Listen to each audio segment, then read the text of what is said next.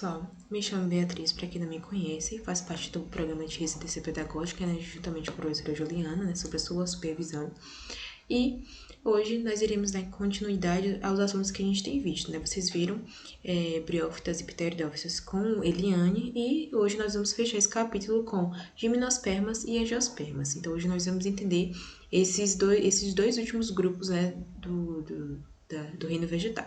Espero que vocês consigam entender, e qualquer dúvida que vocês tenham, vocês podem estar entrando em contato, né, para assim a gente poder ensinar quaisquer eventuais dúvidas. Então, espero que vocês consigam compreender o conteúdo.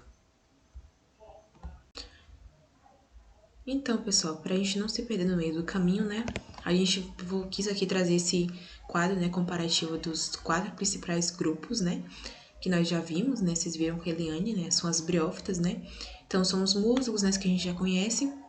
Eles não possuem vasos condutores de seiva. Logo em seguida, nós temos as pteridófitas, que já tem uma vantagem em relação às briófitas, que é possuir os vasos condutores, né? Por que elas são um pouquinho maiores, né? Porque elas já conseguem, né, conduzir água até as partes mais... até as partes mais altas, né, da planta, né? Que temos como exemplo a samambaia, que é uma pteridófita. E hoje nós iremos aprender os dois últimos grupos, né? Últimos assim, né? Mas para fechar o conteúdo, que são as gimnospermas e angiospermas, né? Então, nós vamos entender por que ela não possui semente, não possui frutos, e as angiospermas, por que ela tem duas vantagens evolutivas em relação aos outros grupos, né? Porque ela é o grupo mais diversificado e numeroso, né? Então, nós vamos entender um pouquinho na aula de hoje. Só que antes de iniciar a aula, gostaria de trazer para vocês, né, deixar um pouquinho no recado, né, porque geralmente quando a gente estuda biologia é muito legal a gente estudar o nosso corpo, né, a célula, os animais, porque é uma coisa que a gente consegue relacionar com a gente, né, porque é o nosso corpo e os animais, porque é muito fofinho falar de baleia, é muito fofinho falar de cachorro, né, como eles se relacionam com a gente, mas quando a gente fala de plantas, né, que já é um outro ser vivo que fica lá imóvel, é muito difícil a gente conseguir relacionar. Mas, por que eu tenho, né, chega a ser chato, né, por que eu tenho que estudar plantas, né, então é muito importante a gente tentar relacionar a nossa vida, a vida das plantas também, né? É importante a gente entender por que ela tá ali, qual a nossa influência com ela, qual a nossa relação com ela. Então, as plantas fazem fotossíntese, né? Liberam oxigênio pra gente, sem contar no abrigo para animais, sem contar na alimentação, né? Então, nós temos uma ampla diversidade de vegetais aí por conta das plantas, né? Que a gente tem no nosso país inteiro, né? Principalmente aqui no Brasil, na Bahia, né? Uma diversidade imensa de plantas. E para quem quiser se interessar pelas plantas, eu gostaria de recomendar essas duas leituras, né? A Vida Secreta das Árvores e A Vida Secreta das Plantas. Então, esses livros mostram um pouquinho, né, o que as plantas pensam, assim, né, pensam entre aspas, como elas sentem, como elas vivem, né, e como elas cooperam umas com as outras, porque é difícil imaginar que a planta elas conseguem cooperar, mas elas conseguem, né, então vocês vão entender nesse livro. E nesse livro aqui, tem um experimento, né, que o cientista ele fez, é muito interessante. Ele pegou 3 espécies de plantas, colocou várias pessoas para, né, e saiu da sala e colocou várias pessoas para ir entrando, né, na sala e matar, né, uma dessas espécies. E depois de um tempo ele pediu para as mesmas pessoas retornarem, né, e conectou, né, as plantas a esse aparelho. Quando ele conectou, né, a planta vizinha, a planta que viu a sua colega morrer, foi pedido então que as pessoas, né, foram chegando perto da planta. Quando o assassino da sua planta vizinha chegou perto dela, da planta vizinha que viu tudo, ela meio que se assustou. Então o aparelho acusou logo, né, que aquele dali era assassino. Então uma coisa surpreendente, muito interessante ter lido esse livro, porque foi algo que eu não imaginava que as plantas elas conseguiam, né, guardar memórias e tudo mais. Então, recomendo essas leituras, e importante que no decorrer da aula vocês consigam, né, não se ver os conceitos, porque quando a gente fala de planta é algo que é bem difícil de entender por conta do ciclo, é muito difícil, mas eu espero que vocês consigam fazer a relação e consigam enxergar as plantas com outros olhos, né? Não só algo que vocês têm que decorar. Por que eu tenho que estudar planta na matemática? Por que eu tenho que estudar pi, por exemplo? Então, para dar início, né? Nós vamos entender primeiro as gimnospermas. Então, o que é esse grupo, né? Então, é o grupo que a gente já conhece, né? Que é dos pinheiros, das coníferas, das sequoias, das sapucaí, que são árvores gigantes, né? Então, características das gimnospermas. Então, ele foi o primeiro grupo com semente em relação ao pteridófita e briófita, porque esse grupo não tem semente, então foi uma vantagem evolutiva, né, para a sucessão. Então, são árvores, né, que chegam até 110 metros, algumas espécies, né. Outra vantagem evolutiva das gimnospermas são o grão de pólen, né, porque o grão de pólen possibilitou que as plantas elas não dependessem mais da água para reprodução. Porque as plantas, óbvio, né, precisam de água para sobreviver, mas não especificamente agora as gimnospermas e daqui para frente vão precisar mais da água para sobreviver. Porque o grão de pólen ele permitiu isso, né? Porque antigamente as plantas tinham que ficar num ambiente molhado, né, as pteridófitas no caso, para sobreviver, e as briófitas também. Com o grão de pólen não. Porque quando esse grão de pólen é formado, ele pode ser dispersado pelo vento e assim ele consegue encontrar, né, outra plantinha feminina para ocorrer a fecundação. Então eles não dependem mais da água, é uma vantagem em relação às outras, né? Outra questão, né? Foi o primeiro grupo a conquistar o ambiente terrestre, né? Por conta, né, dos vasos condutores aqui, né, nas gimnospermas, porque nós temos o xilema e o floema, que a partir das propriedades físicas da água, né, lembra lá? De coesão e adesão, essa água ela consegue subir, né, a partir das raízes até aqui, né, até as partes mais altas da planta, né? Então a água ela consegue ser conduzida até aqui, né? Para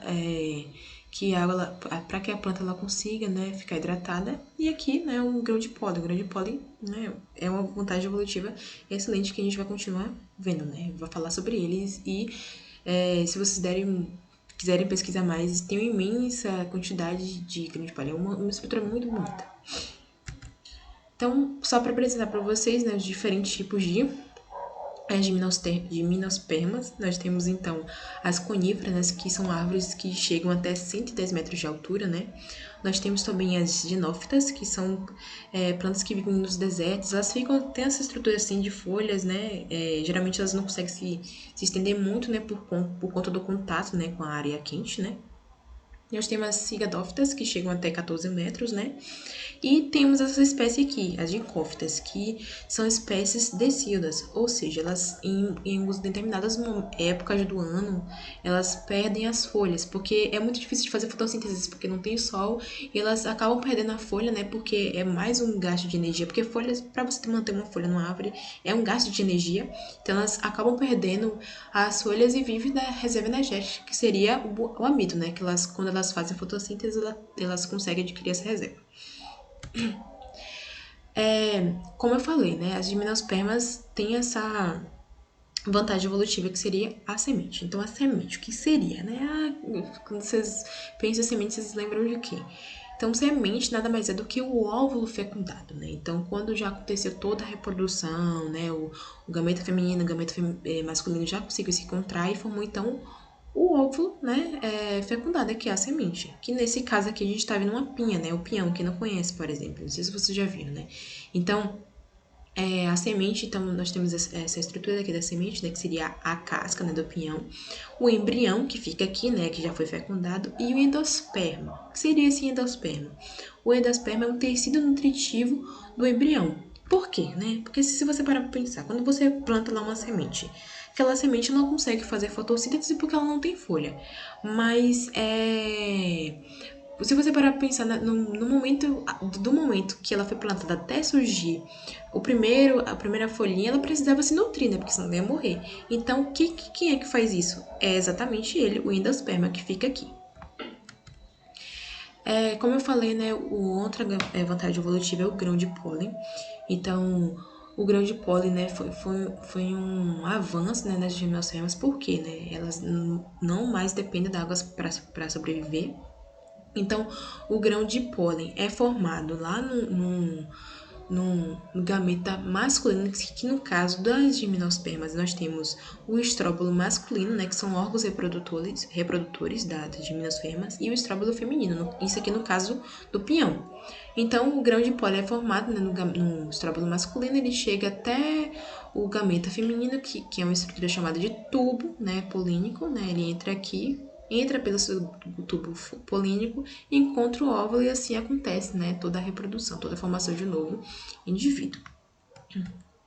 E eu dei umas repassadas nas características, né, das gimnospermas e a gente vai entender um pouquinho o ciclo reprodutivo. Lembrando que, como é uma coisa que é um ciclo, né, eu quero que vocês entendam como é o processo. Então, por exemplo, assim como nós temos a nossa reprodução, né, por exemplo, os seres humanos têm gametas femininos, né, que são os homens, e o gameta masculino, gameta feminino, mulher, e gameta masculino, homem, quase não sai. E as plantas também. No caso dos pinheiros, né, nós temos duas espécies, né? Lá o masculino e o feminino, que no caso é o estróbilo. Então, como que ocorre, né? Então, o grão de pólen, né, sofre então a meiose, né? É formado no estróbilo masculino, sofre meiose e é formado então um grão de pólen. E esse grão de pólen ele precisa encontrar o estróbilo feminino, né, para que ocorra a fecundação. Então ele é liberado, o vento leva de um extremo a outro. Então, quando esse grão de pólen é liberado, ele chega aqui, né, nesse tubo polínico, né? Então o grão de pólen ele chega aqui nesse tubo polínico, entra aqui, né, e encontra o óvulo, né, gameta feminino. Quando ele encontra a gameta feminina, o que acontece? Aí então, né, a fusão, né, desses dois gametas e forma-se então o embrião, que seria agora 2N. Por exemplo, na nossa espécie, nós temos 23 cromossomos, né? A mulher libera 23 cromossomos e o homem 23 cromossomos. Juntos eles formam, né, um indivíduo 2N, que é a junção, né? Um indivíduo com diploide, né? Então, a mesma coisa acontece com as plantas. Então, eu tenho então, a formação do pinhão, que no caso essa planta que a gente está vendo, é chamada de pinhão, que os pinheiros. Ele então germina, né, a partir do endosperma, forma a primeira planta, e assim é esse ciclo, né? A partir dos grãos de pólen, a partir do encontro dele, né, forma-se então um novo civil. Então, assim, é o ciclo reprodutivo das gimnospermas, que eu representei aqui pelo pinheiro. E aqui já é um esporófito maduro, né, 2N. E assim ele vai fazer esse mesmo processo até encontrar o estróbilo feminino, né? Então, é basicamente assim o ciclo, né? Tanto é que tem vários nomes aqui, mas gravem os principais, tentem lembrar os principais estróbilos, né? Órgãos produtores das gimnospermas. No caso das gimnospermas, a gente vai entender que é diferente, que no caso é as flores. Então, tentem entender mais ou menos essa associação. Para fechar, né, as gimnospermas, você vê que é bem básico mesmo, né? Nós temos, né, a importância delas. Então, é evolutiva, né? Nós temos a independência da água para reprodução. Para reprodução, isso é uma característica muito importante, né? Por isso que ela teve seu sucesso, né? Conseguiu conquistar o ambiente terrestre exatamente por conta dessa independência, por conta exatamente do quê? Do grão de pólen. Industrial, né? Para fabricação de shampoos, remédios, casas, móveis, essências de perfumes e tudo mais. Alimentar, né? Que seria o pinhão do pinheiro. E ecológica, que seria aquela questão do reflorestamento, né? Um ambiente que foi destruído por humanos, né? Eu vou lá e implanto um pinheiro, né? E ele, assim, vai conseguir reflorestar toda uma área. E, né, nós vamos entender um pouquinho agora sobre as angiospermas, né? Então, as angiospermas é o grupo mais diversificado da botânica, é um grupo muito lindo, né? Então, todo canto a gente vê angiospermas, porque em todo lugar que você vê uma flor, você dá logo de cara com angiosperma. Então, por exemplo, hoje em dia a gente não dá mais flor, né, para as pessoas, mas quando você dá uma flor para alguém, você olha como você fala bem assim, olha, toma aqui um angiosperma. Então, é muito legal, né? É o grupo mais diversificado, ou seja, chega a ter mais de 250 mil espécies. E no decorrer dela, vocês vão entender, né? Por que ela tem essa conquista evolutiva tão grande. Então, a angiosperma tem vaso condutor? Tem, com certeza tem. Tem semente? Tem formação de grande pólen? Tem. E tem essas duas novas novidades, né? Que é o aparecimento das flores e dos frutos, né, que é uma importante característica evolutiva, né, e é por conta desses dois aparecimentos, né, que as angiospermas têm esse grande sucesso evolutivo. Então, as flores, né, então, a gente vê flor por todo canto, né, gente, a mais comum que, principalmente tem em todo canto, em todo lugar, assim, é hibisco, né, com uma flor muito chamativa. E eu quero que vocês entendam o seguinte, né? As flores, elas têm características bem peculiares. Por exemplo, em uma mesma flor eu posso ter dois indivíduos, o indivíduo do sexo feminino e do indivíduo do sexo masculino. Essas flores são chamadas de hermafrodita. Então, aqui eu trouxe uma imagem mais real para representar para vocês. Então, quando vocês veem uma flor assim, com essas duas características, aqui eu tenho a estrutura reprodutora feminina e atrelada a ela tem a estrutura reprodutora masculina. Então, vejam só que interessante, né? Uma flor possui as duas estruturas. Isso facilita a reprodução, né? Que é o que a gente vai analisar depois. Então, conhecendo uma flor. Então, nessa parte aqui mais externa, a gente tem as pétalas, né? Nós temos aqui as pétalas. Aqui nessa parte, nós temos aqui o pedúnculo, né? Aqui, essas folhazinhas, quando vocês reparem nessa flor mesmo, a gente tem aqui a sépola, né? A gente tem o haste, né? Que segura toda a planta. E temos aqui as sépalas. Aqui a pétala, a parte mais bonita da flor, né? As pétalas. E nós temos aqui as sépalas. Então, nós temos aqui também, como eu falei, né, a parte feminina, que é composta do estigma, estilete e ovário. Todas as estruturas aqui são chamadas de gineceu. Então, o estigma, né, é essa abertura aqui que vai facilitar, possibilitar a entrada do grão de pólen, né, para fecundação. Quem liga o estigma ao ovário seria o que? O estilete, né? Então, quando o grão de pólen ele passa por toda essa estrutura aqui para ser fecundado no ovário, né? É interessante isso, né? Minha mãe tava perguntando esses dias, ai, planta de flor tem ovário, né? Aí eu falei, né? Ah, tem, porque como é que é a fruta formada? Então, plantas também, flores também tem ovário, né? Para formar o fruto, né? Que a gente consegue comer. Então, essa parte aqui é a feminina. Na parte masculina, né, mais simples, é chamada de... nós temos aqui o estame, né? Então, nesse estame a gente tem essa estrutura aqui chamada de antera, e a estrutura que segura a antera é o filete. Dentro da antera, nós vamos entender um pouquinho como é formado os grãos de pólen. Então, as flores como eu falei, uma característica evolutiva muito legal. Porque, pense aí, a flor parece uma oferenda, né? Ela fica lá aberta, né? Esperando, exalando cheiro, exalando sua beleza, para que polinizadores, né? Polinização características evolutivas importantes para gimnospermas e angiospermas, né? Porque a partir da polinização, o que eu tenho, né, é a fecundação de outras espécies, né, para que aconteça, então, para que frutos, novos indivíduos, eles sejam formados. Então, as flores, elas atraem, né, insetos, elas atraem pessoas para dispersar, para fecundar outras espécies, né? Então, quando um inseto ele vai lá numa flor masculina, ele pega aquele grão de pólen e leva a feminina. E a feminina tem seus atrativos, né, para atrair aquele grão de pólen. Lembrando que é da mesma espécie. Então, como eu falei, outra novidade, né? Fruto. Então, o fruto ele é formado a partir da flor, né? A partir da fecundação. Então, ele garante uma proteção e eficiência na dispersão de sementes. Por exemplo, o fruto lá, quando ele é carnoso, né? Então, quando o animalzinho ele pega aquele fruto, né, ele mastiga e ele vai dispersar aquela semente de um canto para outro. Então, pense aí, né? Por isso que as angiospermas, elas são cada vez mais numerosas, porque ela tem aquele fruto chamativo, aquele animal vai lá e come e joga aquela semente lá e aquela semente vai conseguir crescer, né? Então, tem a dispersão também pelo vento, né? Lembrando que a gimnosperma só faz dispersão pelo vento, não tem, no caso dos animais, porque elas não têm frutos, né? Ela não tem não tem flores, nem frutos. Gente, se vocês estiverem ouvindo um barulho de música, é porque os vizinhos colocaram o som aqui e estão curtindo perrengues de aula online, né? Mas vamos continuar. Então, entendendo tudo isso, a gente vai entender um pouquinho como funciona, né? Como é formado o grão de pólen, né? Lembrando que o grão de pólen, ele carrega, né, a estrutura reprodutora masculina. Então, como ocorre, né? Como eu falei, né? Lá na estrutura reprodutora masculina, né? Que seria antera. Dentro dessa antera, eu tenho, então, os sacos, né? Os sacos polínicos, né? Então, a produção dos esporos ocorre a partir das células mães.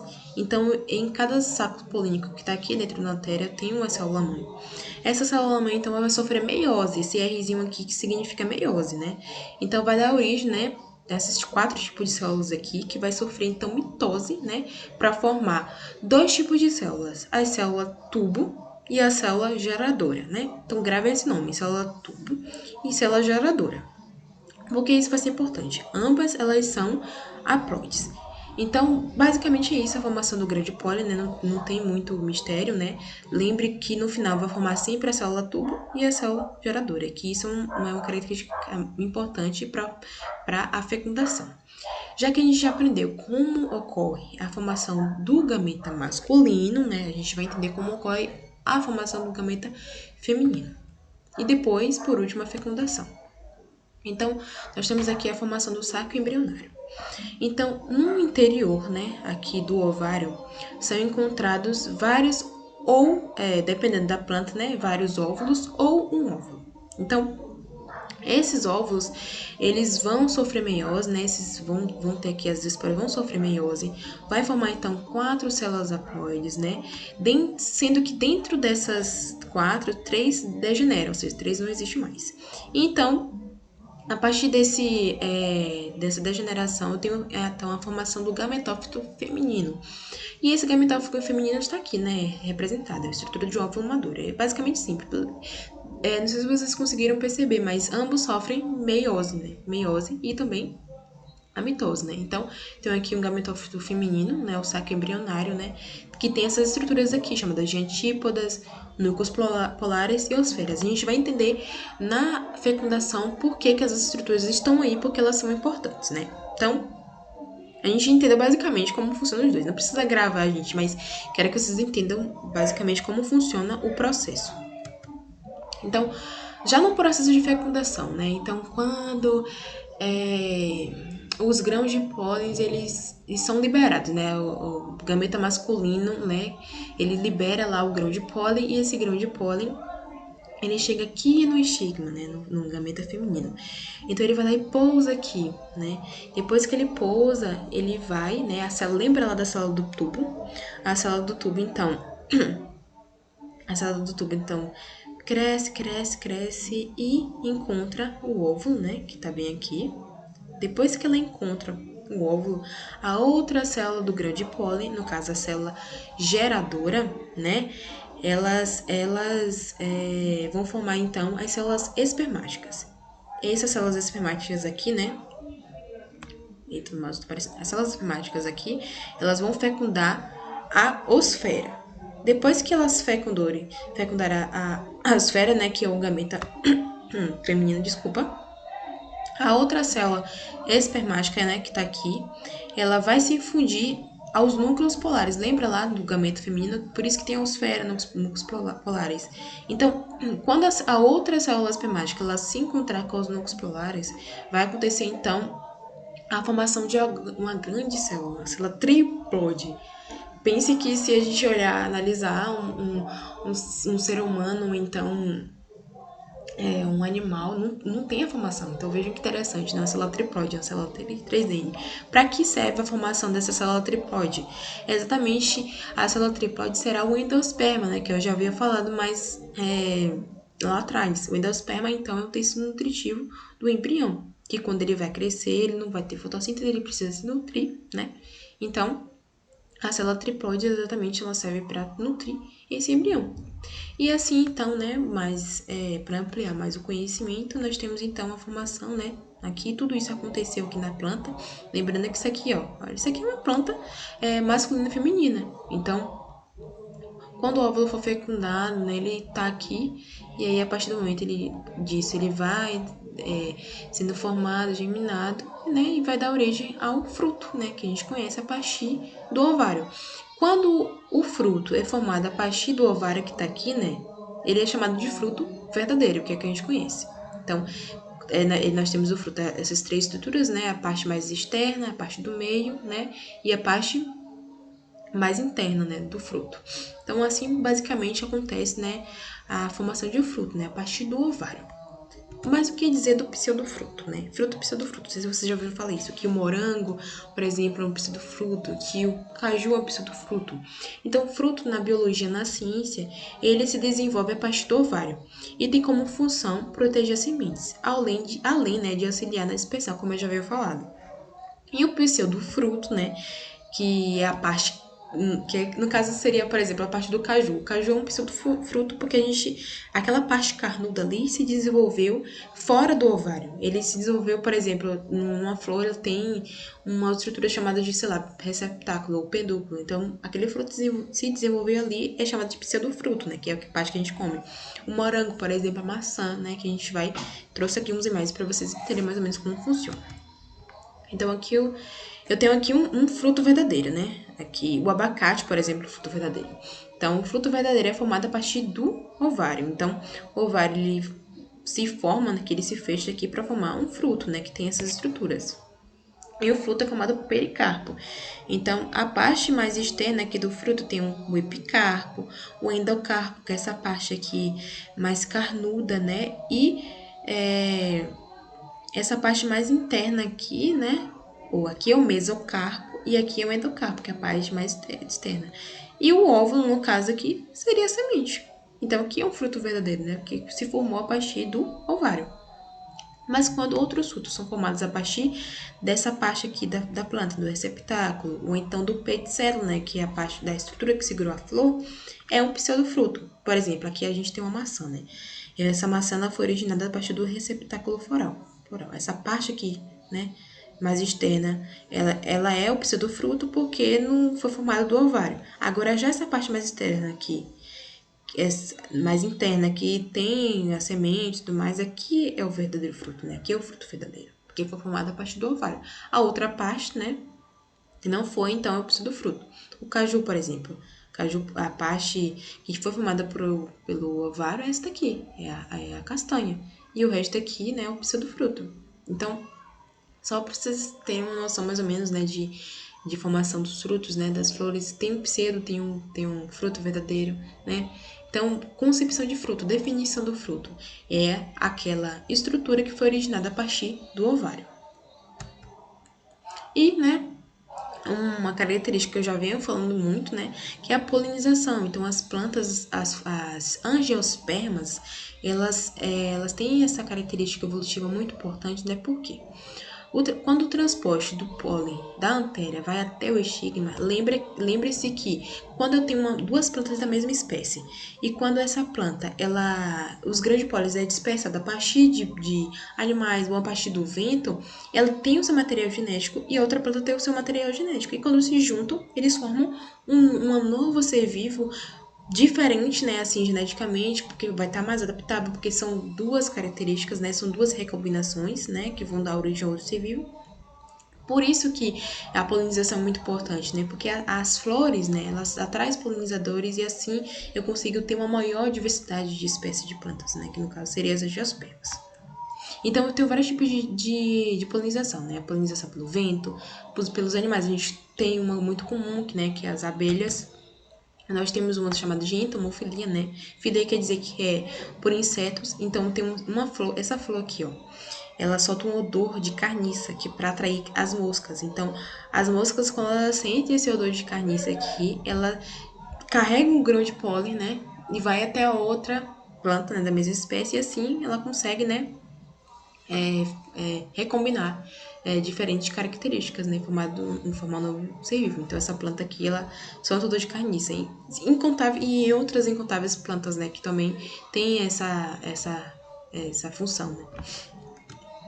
Então, nós temos também a fecundação, a polinização por morcegos, né? Lembre-se, morcego também não é só um bichinho que a gente tem medo. Morcego também fazem polinização, né? Então, esse tipo de polinização se chama quiropterofilia, ou seja, aquela tipo de polinização feita por morcego. Então, o morcego geralmente ele é noturno, né? Então o que essa planta vai ser? Mais chamativa, cores mais vibrantes, mais chamativas para atrair exatamente esse morcego. Então aqui ele está encharcado, né, de grão de pólen e ele vai levar para outra planta e assim vai ocorrer a fecundação. Então, veja que lindo, né? Então, veja que característica evolutiva massa, porque pensa que as plantas elas estão ali para atrair, né? Para reproduzir e para atrair outros animais, para que esses animais eles contribuam. Então, vejo essa associação das plantas, dessas árvores, com outros seres vivos, né?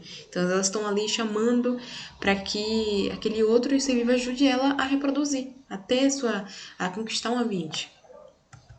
E para finalizar, né, eu fiz aqui um quadro comparativo das gimnospermas e angiospermas. Então, ambas, né? Então, diferenças, né? Gimnospermas, semente nuas, não tem flores nem frutos, né? Então, as angiospermas já têm a semente protegida pelo fruto. As gimnospermas possuem grão de pólen, com certeza. As angiospermas também possuem.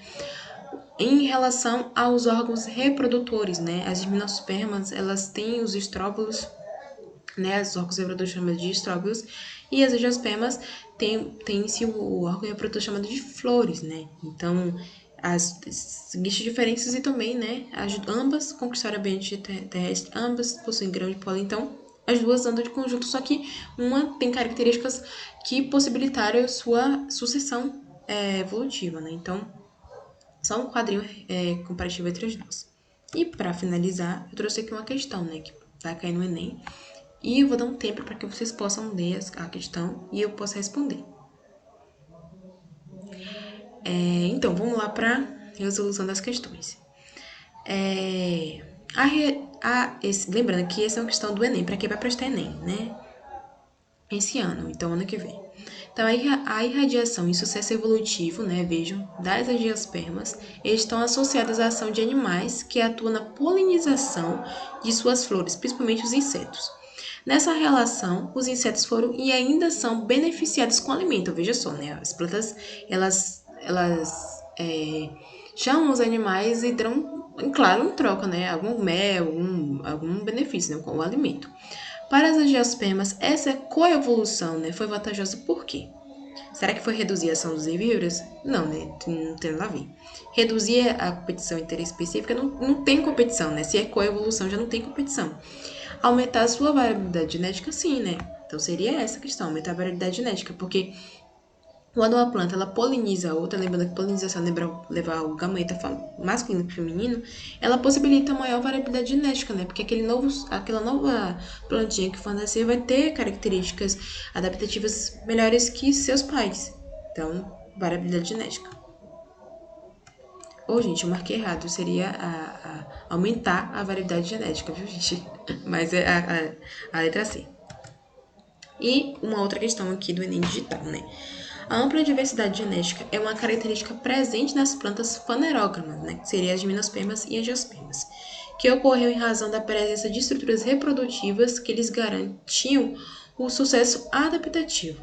Os insetos contribuem para a manutenção e o aumento da variabilidade genética, ao transportarem diretamente para o órgão reprodutivo da flor uma importante estrutura desse vegetal. Com a estrutura vegetal carregada pelos insetos, está diretamente relacionada ao incremento do referido processo nesse grupo vegetal, né? Aqui já está falando de diversidade, já está falando de carregamento pelos insetos. Então, quando você vê essa questão, você não sabe o que é arquegônio, você não sabe o que é broto, você sabe o que é fruta e você sabe o que é grão de pólen. Então, você vai, né? Quando você já vê isso aqui, contribui para a manutenção e aumento da variabilidade genética. Pronto, grão de pólen. Já matou a questão. Mais uma vez, marquei errado. Seria a questão D, a alternativa certa. Mas acontece, gente. Então, eu espero que vocês tenham entendido, né? Como funciona todo o processo, né? De minhaspermas e angiospermas. Eu tentei ser mais claro possível. E qualquer dúvida que vocês tiverem, gente, vocês podem estar avisando aqui, né? Que eu vou conseguir responder para vocês. E é isso, galera. Até a próxima e deixem dúvidas se vocês tiverem.